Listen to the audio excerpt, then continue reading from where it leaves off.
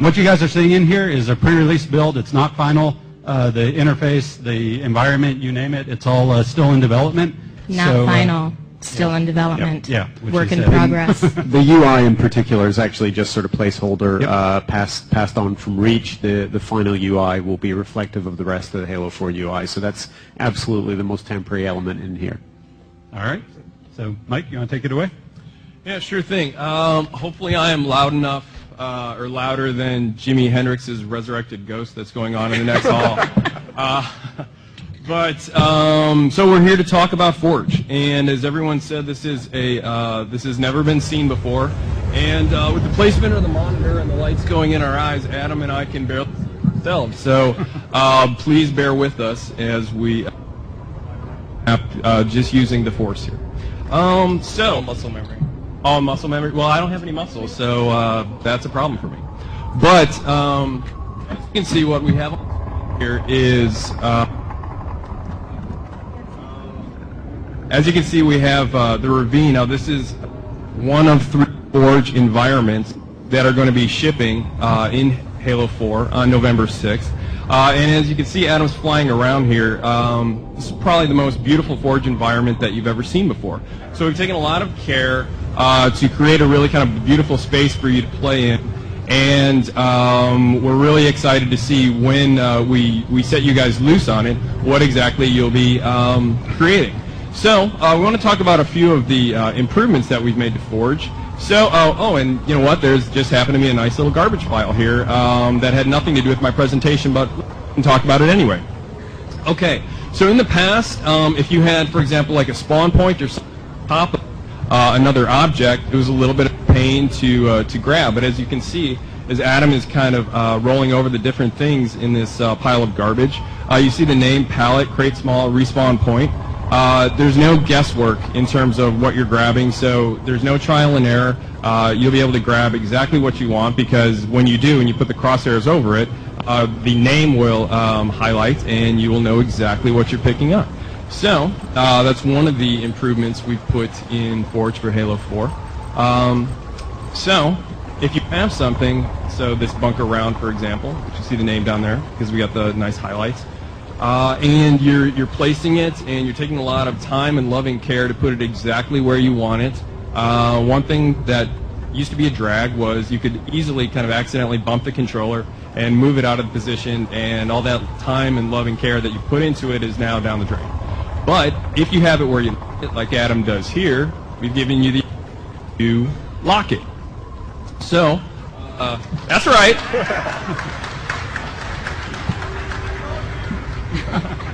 I love you more.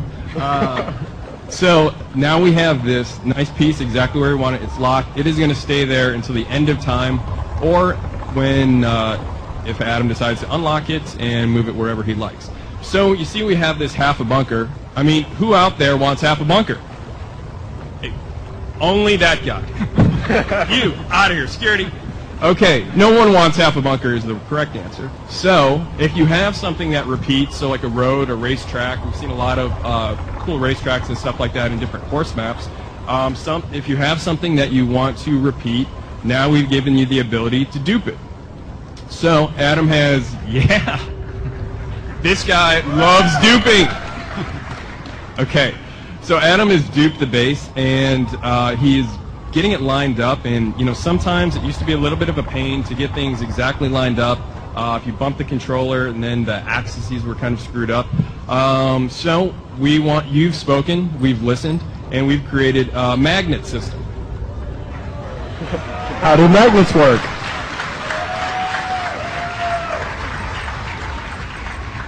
Magnets in 2012. Everyone can vote for that. Okay, so if you enable magnets and you put 2 pieces together, like Adam's doing here, the bridge really easily magnetize. Jimi Hendrix is back. The pieces magnetize together, fit together seamlessly. So if you're going to build something like a bridge here, you can build it. This used to take, I think we timed it, and I think it was 9 years to build a bridge. Now it's taking under 9 seconds. So that's a huge improvement. So if you're building something, a racetrack, a bridge, a wall, something that repeats, you just can keep duping and magnetizing and build what you wanted to build in a fraction of the time. So less focus on actually the mechanics of building, more on the actual creativity. So we built a couple things. We're liking it. And now let's talk about how it looks. So if you take a look at the both half of base round, bunker round that we've slapped together here, take a look at the lighting. This thing looks like it is high noon. It also is a kick-ass Halo map. Ooh, Halo joke. Nice. It looks bright. I mean, it's practically glowing.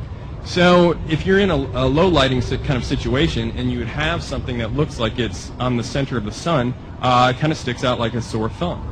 But if we go into player mode now, boom, dynamic lighting. Okay, so, yeah, keep it up for dynamic lighting.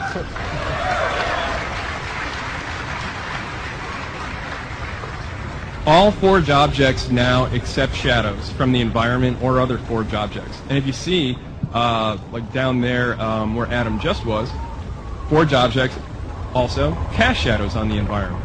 So that means anything you put down in Forge is going to be a lot more integrated with the environment. So we want to give you the ability to create things faster and more efficiently, but we also have taken a lot of time and care to make sure that whatever you create is going to be beautiful.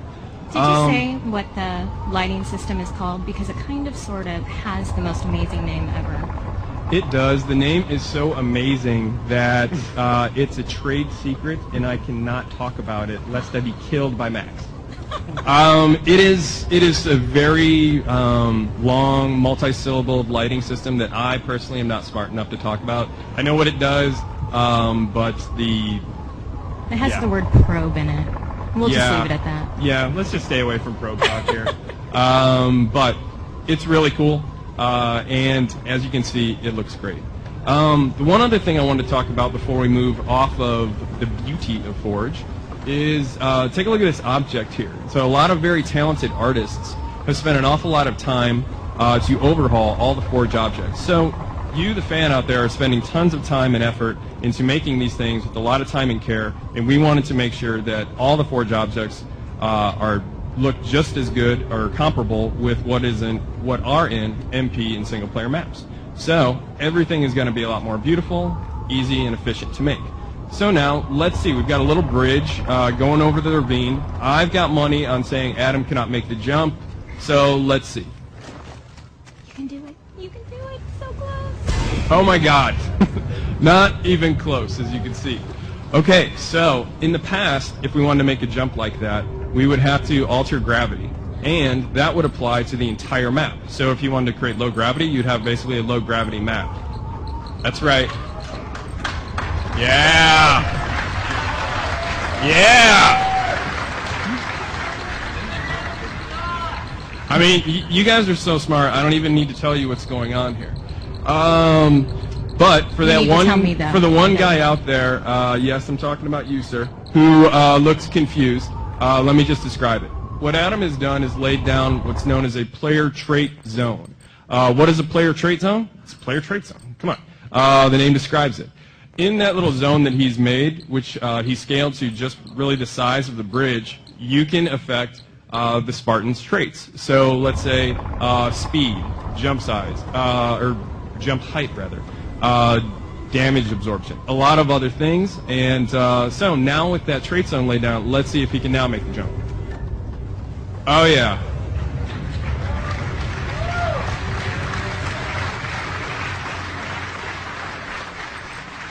Max, you were supposed to tell me that I should have bet on that jump.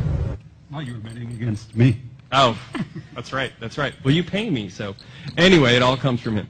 Anyway, so we easily made that jump with the player trait zones, and we're really fired up because we think, in addition to a lot of the other improvements, we're really fired up to see what you, the fans, are going to create with these new player trait zones. Okay, so we're going across the other side now, and oh, okay. We made it easily, but unfortunately we did not stick the landing in Mary Lou Retton or Carrie Struggs fashion, depending on how old you are. Me, I'm old school, so he didn't pull a Mary Lou Retton, and we got to do something to change that. Okay, so we can easily lay down another player trait zone, and in that zone we can do something like either overshield when he gets in there or damage resistance. and alter how much damage he can take. Invulnerable. I have a feeling that he is going to make the jump now. I know, it's like ESP. So, let's see. Max, double my salary if he makes it. Okay, good, done. Nice, okay.